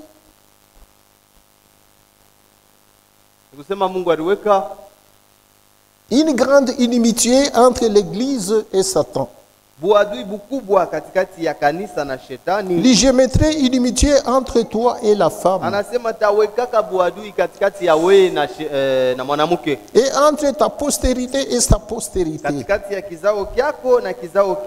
Il ne s'agit pas d'une femme naturelle ici. Ici, on ne parlait pas d'Ève. C'est pourquoi aujourd'hui, la femme n'est pas l'ennemi du serpent. Amen. Amen. Amen. Celle qui est adui du serpent aujourd'hui, c'est l'Église. On ne peut pas s'entendre avec une église du diable. On ne peut pas s'entendre avec une dénomination. C'est ce que la Bible dit dans 2 Corinthiens.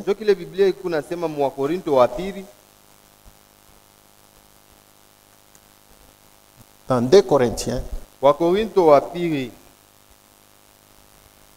le chapitre 6, verset 14. Ne vous mettez pas avec les infidèles sous un joug étranger. Car quel rapport y a-t-il entre la justice et l'iniquité? Ou qu'y a-t-il de commun entre la lumière et les ténèbres? Quel accord y a-t-il entre Christ et Bélial? Ou quelle part a le fidèle avec l'infidèle? Quel rapport y a-t-il entre les temples de Dieu et les idoles? Car nous sommes les temples de Dieu comme Dieu l'a dit. Voilà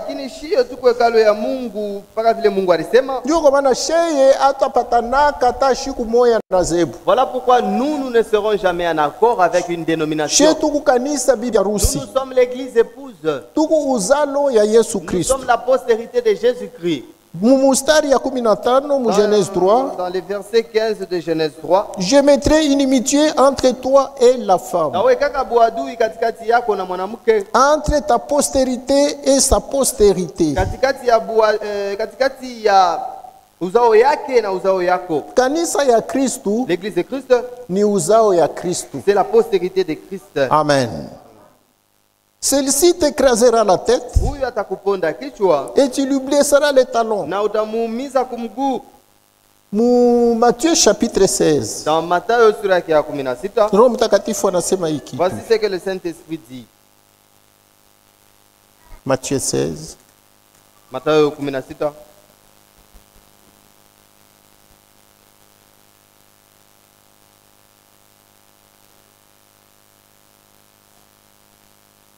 Le verset 18. Commençons le verset 16. Jésus reprenant la parole lui dit: tu es heureux, Simon, fils de Jonas. Car ce ne sont pas la chair et le sang qui t'ont révélé cela, mais c'est mon fils qui est dans c'est mon Père qui est dans les cieux. Et moi je te dis que tu es Pierre, et que sur cette pierre je bâtirai mon église, et que les portes du séjour des morts ne prévaudront point contre elle. Et je te donnerai les clés du royaume des cieux. Mbele ya kanisa ya Mungu, devant l'église de Dieu, même les portes du séjour des morts ne préviendront point contre elle. Même la mort ne pourra pas subsister. Même le tombeau ne pourra pas subsister.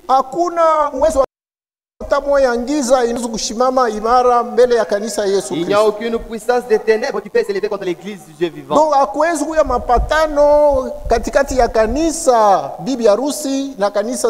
Donc il n'y a aucun accord entre l'église épouse et l'église dénominationnelle. C'est Dieu qui a prédit cela depuis longtemps. De même que le mensonge est en train de combattre contre la vérité, c'est de cette même manière que la vérité combattra les mensonges. Ces deux choses ne pourront jamais s'entendre, ne cohabitera jamais ensemble jusqu'à ce que Jésus-Christ lui-même reviendra.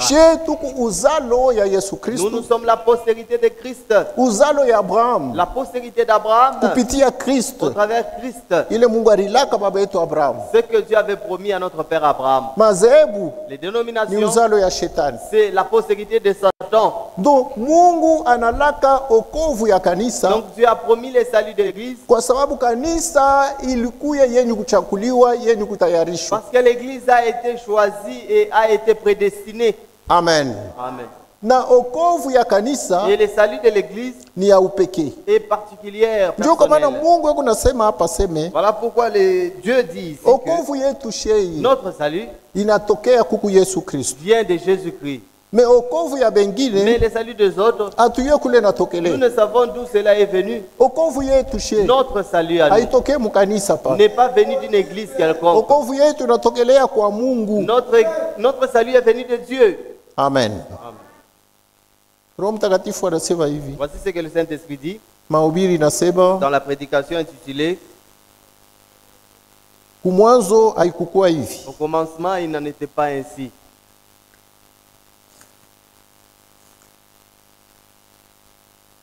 Page 4. Paragraphe 11. Mais nous voyons qu'au temps de notre Seigneur, quand il nous a visités sous une forme de chair,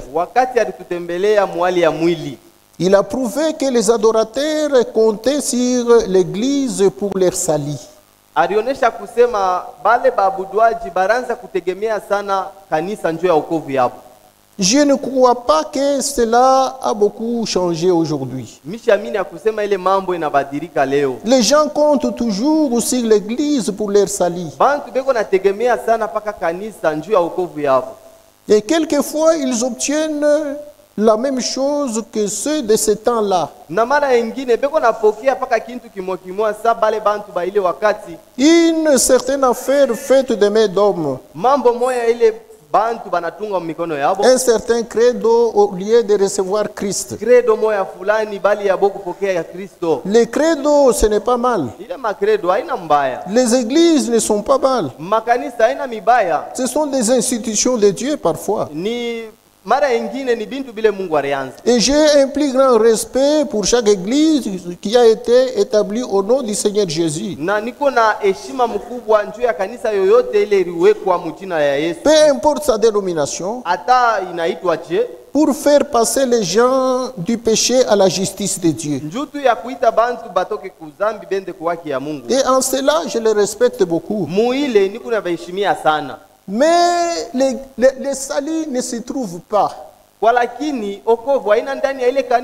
Amen. Donc, c'est comme ça que les gens avaient cru autrefois. C'est comme ça que les gens avaient agi autrefois. Le prophète dit qu'aujourd'hui, je ne pense pas que cela a beaucoup changé. C'est tenir à la brèche. Se tenir à la brèche, mahubiri. Nous lisons se tenir à la brèche. Tutasoma mahubiri. Sur la page 12. Page 12. Nous lisons ceci. Et aujourd'hui, paragraphe 42. Et aujourd'hui, il est le seul médiateur entre Dieu et les hommes. Et nous sommes pardonnés et justifiés gratuitement. Dieu ne sait même pas que nous avons une fois péché. Nos péchés ont été jetés dans la mer de l'oubli pour que l'on n'en souvienne plus jamais. Nous ne pouvons pas faire cela de nous-mêmes. Nous sommes limités. Nous est infini. Et notre nature est limitée. Nous pouvons encore nous en souvenir parce que nous ne sommes pas assez grands. Mais lui, il est tellement grand qu'il oublie même que nous avons péché. Dans sa présence, nous sommes ses fils et ses filles. À cause du sang de l'agneau. Amen. Amen. Amen. Quand nous lisons dans la parole immuable de Dieu, la parole immuable de Dieu, le Saint-Esprit dit ceci sur la page 28. Paragraphe 59. Aucune église, aucun credo, aucune dénomination, aucun ceci, aucun cela. Le sang de Jésus-Christ est la seule chose qui nous rendra blancs. Amen. C'est la seule chose qui peut nous rendre blancs devant Dieu. Amen. Ce n'est pas tes œuvres. Ce n'est pas ton église. Ce n'est pas un homme quelconque. S'il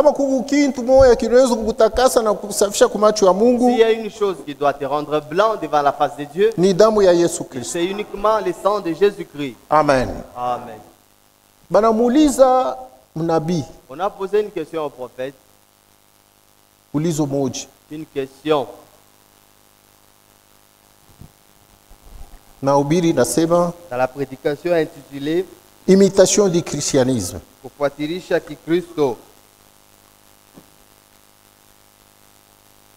Nous lisons ceci. C'est la page 10. Paragraphe 62. L'autre jour, un prédicateur posait une question à un autre prédicateur. Et maintenant, pardonne-moi, il y a un peu de ma doctrine là-dedans. Donc, l'autre jour, un homme posait une question à un autre prédicateur. Il disait, ne crois-tu pas que si un jour un homme a été un enfant de Dieu,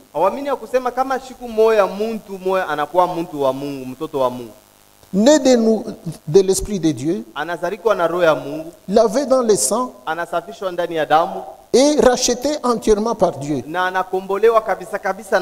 par le renouvellement de son cœur, par le lavage d'eau, qui est la parole, par le sang de Jésus, par la parole, il devient un enfant de Dieu. Penses-tu que cette personne puisse pécher et s'éloigner de Dieu au point d'être perdu un jour?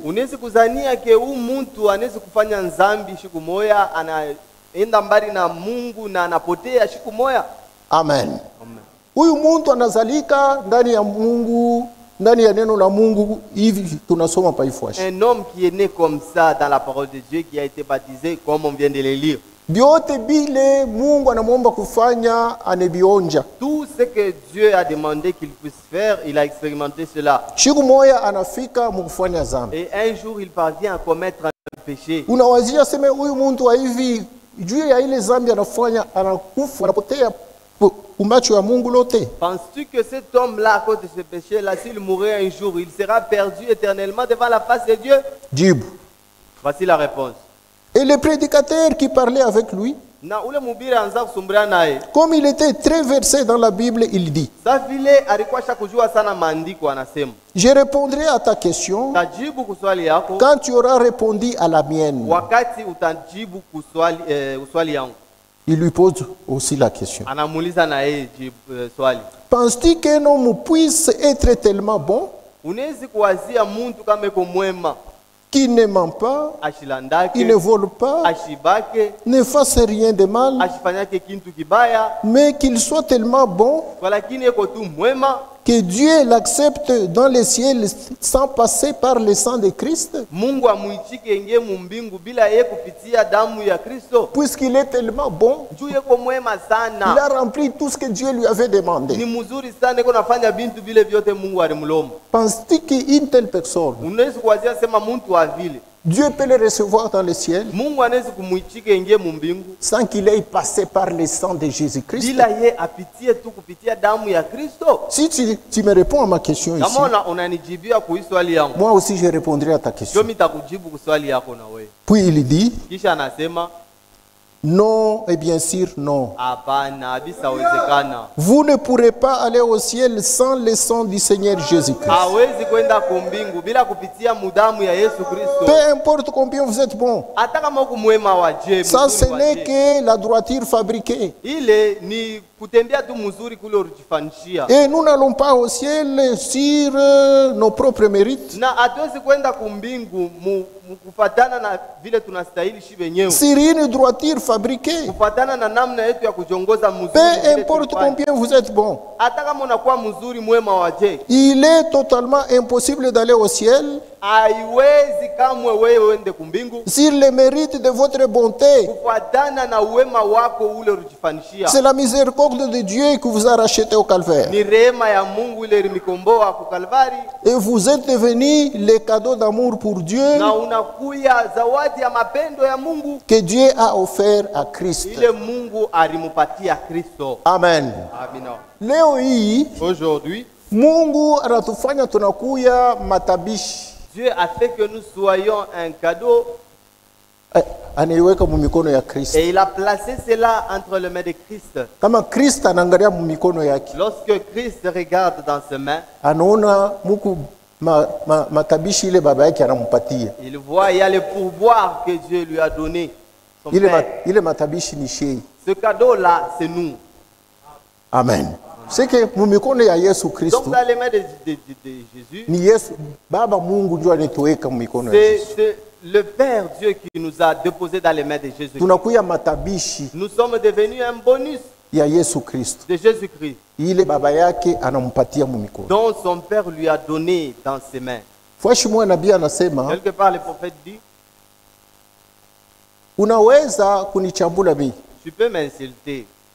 Unaweza kunima vyakula. Tu peux me priver la nourriture. Unaweza kunitendea vibaya. Tu peux agir de mal envers moi. Mais mistapenda utendee hivyo batoto yangu. Mais je n'aimerais pas que tu fasses le mal à mes enfants. Juu batoto yangu ni damu yangu mimi. Parce que mes enfants c'est mon sang. Ni matunda inatoka Mungu mimi. Ce sont mes fruits à moi qui viennent de Dieu. Vile Mungu na yeye. C'est comme ça que Dieu est. Amen. Chez tuku bei ya damu ya Yesu Kristo. Nous sommes les prix du sang de Jésus-Christ. Amen. Amen. Donc kanisa, donc l'église, ni kintu ya bei mu mkono ya Mungu. Est une chose d'une grande valeur dans les mains de Dieu. Ni shembe ni kanisa njoo atujajitambua pana. C'est nous l'église qui ne connaissons pas notre identité. Njoo kwa maana okovu ya kanisa. Voilà pourquoi le salut de l'église, ni okovu ya kweli. C'est le salut réel. Mais ni okovu ya bure. Mais c'est un salut gratuit. Ni Mungu yeye mwenyewe ndio anaileta. C'est Dieu lui-même qui a accordé cela. Okovu Mungu anatupatia. Le salut que Dieu nous a donné, ni muukimia. C'est dans la tranquillité. Amen. Amen. Ni musalama. C'est dans la paix. Ata pale bale bote beko naonja okovu. Tout cela qui expérimente le salut, aina nguvu ce n'est pas par la force ou par la brutalité. Aina mukuteswa. Ce n'est pas en souffrant. Mumazebu dans les dénominations, kupata Roho Mtakatifu, pour que tu reçoives le Saint-Esprit, il faut nediteswa sana. Donc tu dois beaucoup te faire du mal. Amen. Nabii anasema, le prophète dit, les jeûnes, les prières des jeunes kufunga chakula ne chassent pas les démons. Haifukuzake mademona. Amen. Dans toute la Bible, il n'en est pas ainsi. Les prières n'ont jamais chassé les démons. S'il y a une chose qui chasse les démons, c'est la parole de Dieu. Amen. Amen. C'est ce que Dieu nous a donné. Mais mazebubo, mais les dénominations, beko sana mu kuditeso mpenitence mu hivi na hivi kulala pa misumari kuditeso hivi na hivi juu bamkaribie Mungu. Ils sont dans la pénitence, dans la souffrance, ils dorment sur le clou par terre en fait de se rapprocher à Dieu. Unaweza ushia mtu aseme mimi siwezi kucheza na wokovu yangu. Vous allez entendre dire quelqu'un qui dit je ne peux jouer avec mon salut. Juu hiyo wokovu yangu pa kuipata mimi nitaisowea sana. Parce que pour recevoir ce salut, j'ai tant souffert. Amen. Kama unasikia mtu anasema vile yeye bado kuokolewa hapa. Si vous entendez une personne dire cela, il n'est pas wokovu ya kweli ya kutoka kwa Yesu Kristo. Le vrai salut qui vient de Jésus-Christ. Unaipata mu kimya. Vous le recevez dans le calme. Unaipata mu salama. Vous le recevez dans la paix. Siku ya Pentecôte. Le jour de la Pentecôte. Mu chambre haute. Dans la chambre haute. Baliipata mu kimya. Ils ont reçu cela dans la paix. Baliipata mu salama. Ils ont reçu cela dans le calme. Parce que c'est un esprit de paix là. Kama Yesu anaingia ndani ya Mungu. Lorsque Jésus entre dans un homme. Anaonja salama ya Mungu kupitia Yesu Kristo. Cet homme expérimente la paix de Dieu au travers de Jésus. Anakuwa mtu wa ukimya. Il est devenu un homme de paix. Anakuwa mtu wa salama. Il est devenu un homme de calme. Njoo wokovu inaingia. C'est ça le salut qui est entré en lui. Amen. Amen. Donc wokovu. Donc le salut ni kazi, c'est une œuvre yenye kueneana kabisa kabisa, accomplie totalement. Ile Yesu Kristo alitimiza kumsalaba ku Golgotha. Dieu a accompli à la croix à Golgotha. Tukunaipokea, nous la recevons, nous le recevons dans la tranquillité. Amen. Mais beau, mais eux, banakatala, ils ont refusé cela. Banasema non non. Nous ferons la course à cheval. Lorsqu'Israël avait agi ainsi, il s'était éloigné de Dieu. Amen.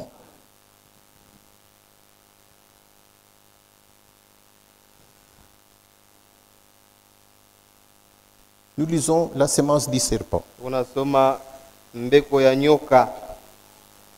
La prédication sémence du serpent. Page 14. Paragraphe 95. Alors, vous n'avez rien eu à voir là-dedans. Vous n'avez pas une seule chose à faire. Si c'est par la grâce, si c'est un don gratuit, il n'y a pas une seule chose que vous puissiez faire pour ça. Dieu vous a fait ces dons et c'est la volonté de Dieu. Voilà la chose que Dieu a prédestinée pour vous. C'est le salut. Amen. Dans Jéhovah Jireh, de 1961. Il y a 1961. C'est la page 8. Nous lisons ceci. Paragraphe 16. Mais vous voyez, il n'y a rien que vous puissiez faire pour vous sauver. Pour vous sauver vous-même. Il n'y a rien du tout. Vous devez solennellement compter sur la grâce de Dieu. Pour que cela se fasse. Vous ne pouvez pas vous sauver vous-même. Peu m'importe combien vous êtes religieux, combien vous essayez d'être bon, et combien vous observez tous les commandements, cela ne fera rien devant Dieu. Il n'y a rien que vous puissiez faire pour mériter quoi que ce soit. Vous êtes simplement perdu, c'est tout. Vous n'avez aucune chance. Vous devez seulement accepter la méthode à laquelle Dieu a pourvu. Et la méthode qu'il a pourvu, c'est Jésus-Christ. Et c'est gratuitement. Vous n'avez pas à faire quoi que ce soit. Sinon, acceptez tout simplement ce qu'il a. Je reprends. Vous n'avez pas à faire quoi que ce soit.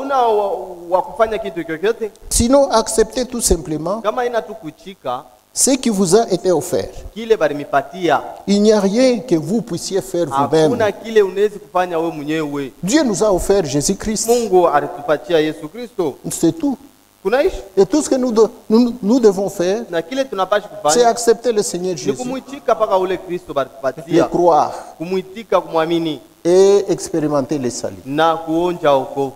Amen. Donc que Dieu vous bénisse. Mungu amebariki. On continue dimanche. Tutaendelea siku ya yenga. Et voir aussi l'expérience de notre salut. Na kuona mambo ya onjo ya wokovu yetu. Comment est-ce que nous pouvons être sauvés? Munamna kani tunapaswa kuokolewa. Amen. On a parlé sur le plan du salut. Tulisemea yulu ya mapo ya wokovu. Nous allons de parler sur qu'est-ce que le salut. Hapa tunasemea wokovu ni nini? Maintenant nous-mêmes. Sasa shibe yenyewe. Sommes-nous sauvés ou pas?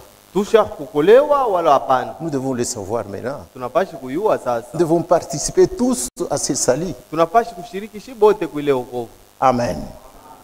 Mais pour y arriver, lakini njoo kufika huko, il y a une expérience à faire. Huko onjo ya kufanya. Dont nous appelons ile tunaita l'expérience du salut. Onjo ya wokovu. Le salut à ce moment-là wokovu mwile wakati devient une expérience. Inakuwa onjo sasa. Et l'expérience de la vie éternelle. Na onjo ya uzima ya milele. Que Dieu vous bénisse. Bwana Mungu amibariki.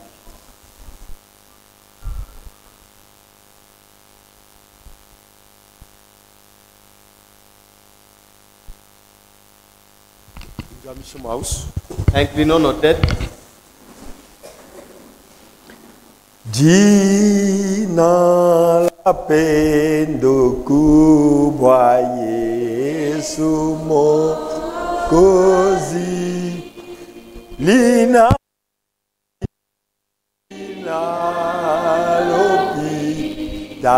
yote Yesu Mwokozi o sisi hatuna kidogo kupendeza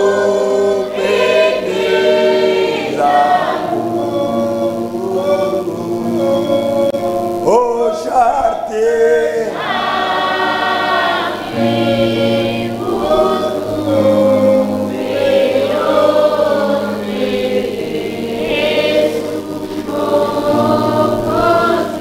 kweli o sharti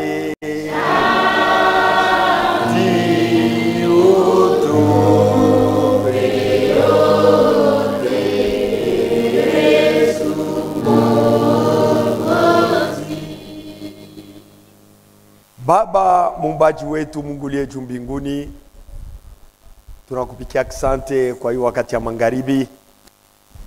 Ulikuwa nasi hapa tangu asubuhi Mungu, tuweze kukomba, tunasha sauti yako. Byote ni juu ya buzuri bwetu. Asante juu ya wokovu Mungu ulitupatia ndani ya Yesu Kristo. Ulitumika peke yako, ulitimiza byote peke yako. Kufika mkipimo Bwana unetuletea hayo. Fanye kwe ufunulo ndani ya bujima na maisha yetu. Munamna kusema tuichike kitu ya kweli. Tuamini mambo ya kweli na ile bujima ipate kwa maisha.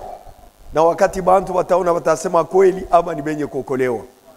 Mwikazi Mungu, hakuna muntu ule ulishiriki naye. Ulifanya peke yako Baba. Ulianguka, ulilamuka, ulipikiwa, ulishimama, ulisulubishwa, kisha kufika mkipimo, uliweza kufua, unafufuka na unetupatia malako. Merci Mungu wetu. Shiaba kitu tunakulomba, sa vile ile shikwa mitume barikomba, kisha bokushikia masauti, ile ripita kipimo ya kushikia kwabo. Banaria sema Bwana utongeze imani. Nasi vile vile Seigneur, tunakomba muna moya moya, juu kuamini mambo inateketeke. Kokolewa inateketeke. Ni mambo inahitaji imani ya muntu. Kama muntu anechika kweli, na weye utatenda kazi ya wokovu ndani yake. C'est pourquoi tosha mafikiri yote, tosha mawazo yote, me utupe realite ya kuamini kwetu. kupitia hii kazi munene. Merci Mungu wetu, tunaamini asema utaitenda. Juu vile ulitimiza na kuitenda utaitenda ndani ya maisha yetu. Ulifanya ni juu yetu, hakuifanya juu ya michi, juu ya banyama. Kama michi banyama bataprofite mwile kitu, ni juu Seigneur, okovu ilikuwa ni juu ya bantu. Na wakati mtu ataipokea, manifestation ya kuonekana kwake, dunia itapachia amo, maumbile itapachia amo, sababu natimiza okovu plenement ndani ya mtu. Merci Mungu wetu, ubariki kila dada, bariki kila nduku. Bwana tumedite yule wa mambo, sababu maisha yetu abujuma milele kuna dependre na kile we Mungu ulifanya kumsalaba. Jo kwa maana ya Mungu, leta hakikisho ya kweli. Tuishi kile kintu ndani ya bujuma yetu, wakati tungari pa hii dunia. Merci kwa hii tunatoka mkushikia Baba. Uikamilishe tena mkushikia kwetu ndani ya maisha yetu. Imani yetu yakikishe kerelma, we Mungu mwi wakati ulituvizite. Unakuya kutuleta masauti yene kustahili juu ya wokovu yetu. Unatuambia sema hakuna mtu atamu atajeokola. Hakuna kanisa atamu ene zikokola. Wokovu iko nafanikana ni kupitia ile kazi ulifanya. Hakuna mtu anaweza kwenda kumbingu juu alitenda vizuri. Juu aliujiana manguo, juu alipikiana mkali munjina yako wei. Meriti kwako ni paka yulu wa damu ya Yesu Kristo. Jo kwa maana utusaidie Bwana. Tuiwasema lufu yako ili toa damu. Na ile damu inakuya Seigneur, tapia bienvenue kwa ule wote atakuamini. Oh Seigneur utusaidie. Atupende mmoja wetu akabakie. Atupende mmoja wetu akose kushikia. Bale bote urita Mungu ribayua. Na wakati kuna baita, beko na shikia kile balikuyaka mbingu na dunia balikuyaka. Jo kwa maana tunakuhitaji upate kwa msaada mu maisha kila mmoja. Utupe ukankamana, tushukwe bantu beko na afata, tushukwe bantu beko na zoezo tu Seigneur akuya, metukwe na assurance mkuya kwetu ya kama réellement okovu tulipokea. Asante, ubariki mtumishi wako ritumia. Eko msafari tena kwenda kurudia Baba. Utayarishe safari yake mufikishe salama. Kama utetupa siku ya juma, Mungu tunaomba tena ukwe pamoja nasi. Tuko na tayarisha kurudi kwako, munamuna yote na ustahili, kwa ile masauti ulitutumia, batumishi ulitutumia, neno lako ulitutumia, de manière que tukwe tayari. Mungu wetu merci, utupe bidii, utupe matumaini, utukufu kavumu kurudirie. Tunaanza kutoka na kwenda, wende na kila mmoja, sifa na kavumu kurudirie, mujina Bwana wetu Yesu Kristo. Amen. Bwana tubariki. Seigneur nous bénisse. Takumbusha collecte tulimiomba. Je vais rappeler la collecte que j'avais demandé. Itakuwa ni kesho. Sera demain, dimanche. le dimanche. Huko ndugu yetu ule bariba marchandise yake yote. Il y a notre frère à qui on avait volé tous ces marchandises. Ni frère Jimmy, ana Jimmy opérateur hapana. Ce n'est pas Jimmy opérateur, non. Ni Jimmy commerçant. C'est le frère Jimmy commerçant. Tumsaidie. Nous allons l'aider mukufanya mchango de faire une collecte 5,000 par muntu mu dimanche. 5,000 par personne. Ile tutapata ce que nous aurons, tumupati, nous allons lui donner. Aone koma kwanzulu la kazi. Qu'il puisse voir comment est-ce qu'il va recommencer son boulot. Siku mwana wote one hamu mwile kazi. Un jour toi aussi tu en bénéficieras. Kama mwana barikiwa, lorsque l'un est béni, ni shibote. C'est en faveur de tout le monde. Kama mwana kosewa, lorsque l'un manque, ni shibote. C'est nous tous qui manquons. Tushiriki shibote kuile mateso. Communions tous à cette souffrance. Mungu atetubariki. Et le Seigneur nous bénira. Damonga